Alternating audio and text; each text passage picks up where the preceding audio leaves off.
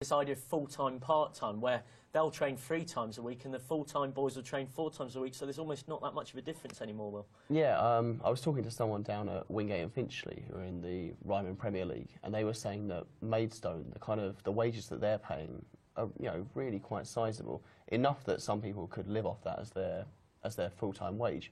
And it makes you wonder, how big is the difference? Because, as you say, if the number of days they're training isn't massively different, then it's all about money, and maybe the money isn't. I mean, at that level as well, as we said, gate receipts are so important, and they're regularly getting over 2,000 at the Gallowgate, and that's what allows them to do that. You've got Margate, who we had Stephen Desmond, Dulwich fan and non-league expert, saying that the owner's trying to turn it into a sort of footballing mecca.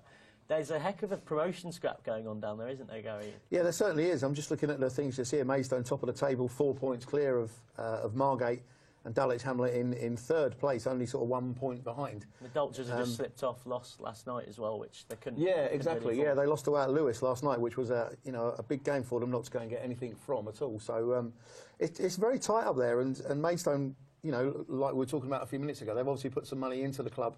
And it's how they spend it, and it's obviously doing them the right thing at the moment to be top of the table. Interesting to see what they do if they move to the next level. And we were saying, Jacob, all 3 of those clubs have got the infrastructure to certainly more than compete in the Conference South and maybe even potentially the Conference. Yeah, I think that one of the big things with Maidstone is obviously the plastic pitch down there, which is probably a topic for another show where we could talk about it for hours. But, they've really utilised that really well, and I think they get a good revenue from it because they can rent that out in the week. And, I think the infrastructure there with the youth teams and things like that is really impressive there. But, yeah, I mean, all the clubs, if they come up, I mean, could survive in the Conference South, which is a really competitive league. But, I don't think the standard's too much difference from the top of that league to the Conference South. I'm just wondering your view on this chase down at the Ryman level.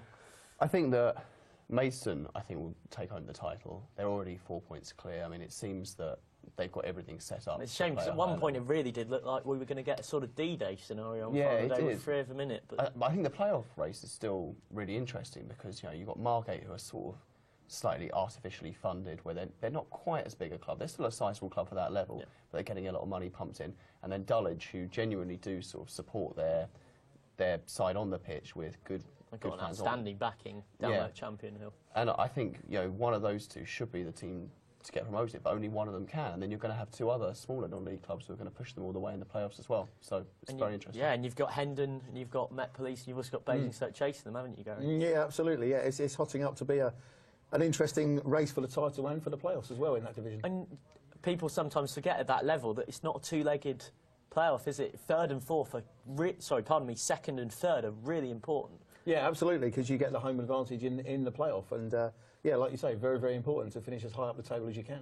Could you see any side eventually who aren't in that top 3 of, Dulwich, Maidstone and Margate managing to trump them? And, because to do it, they'd have to probably go away to one of them in the semis to win, and then they'd have to probably beat them in the final as well. Can you see someone being capable of managing that? I think that'll be very tough. I mean, you're already seeing that there are a lot of clubs there, sort of Hendon-sized clubs, who are putting good runs together, but then when they're coming up against, the big boys of the league, they're struggling to beat them away from home.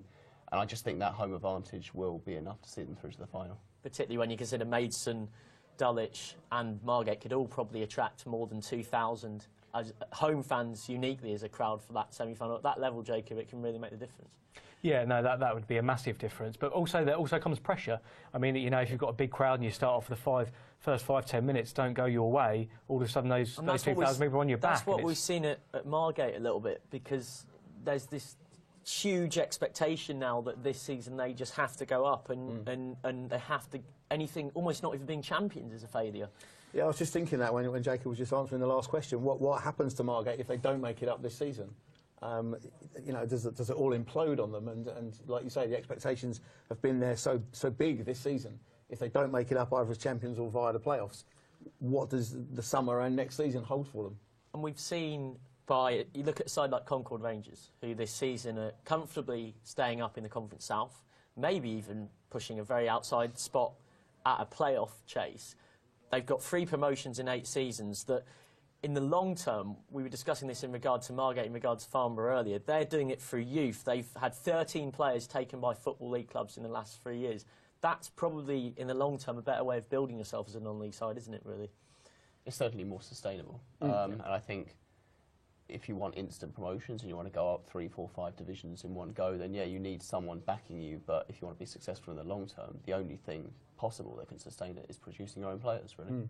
And I was speaking to Dan Cowley, the Concord Rangers manager, who is set to appear on Non-League Chat sometime soon, who was telling me earlier this week that I said to him, what happens when, you know, one of your players potentially gets, you know, offered a chance at the Football League? And he said to me, he said, I'll drive them there myself. And he meant it. And I suppose it's that kind of attitude that's attracting lots of really good young players, such as Alex Woodyard, who's got into the England C squad, to go there, because they know that they're going to get that chance to develop, and if the right offer comes along, the club aren't going to stand in their way. I mean, it's great for the players as well, isn't it, that they're choosing clubs almost through the right ethics, and it's good to see teams doing it kind of the right way, and that they will sign with them and they will stay there because they know if they get the opportunity they can move away, and that, you know, there's no hard feelings there. As you know, there is a lot of money at some clubs, and we're starting to see that, you know, at step 2. You know, it's good to see that they're staying loyal to those clubs and not chasing the money almost. And it's filtering down that you as we said with Margate, you know, maybe 20 years ago you probably wouldn't have seen someone putting that amount of money at that level, but people, you know, with the way ownership's changed in football, people are looking further down for the next Crawley or Fleetwood that they can do that project with, aren't they? It's about catchment area, isn't it? I think that perhaps the ownership of Football League clubs is quite expensive to buy a Football League club, but if you think that there's potential there, you can buy a smaller club, take advantage of the catchment area for their fans, and yeah, you're good to go.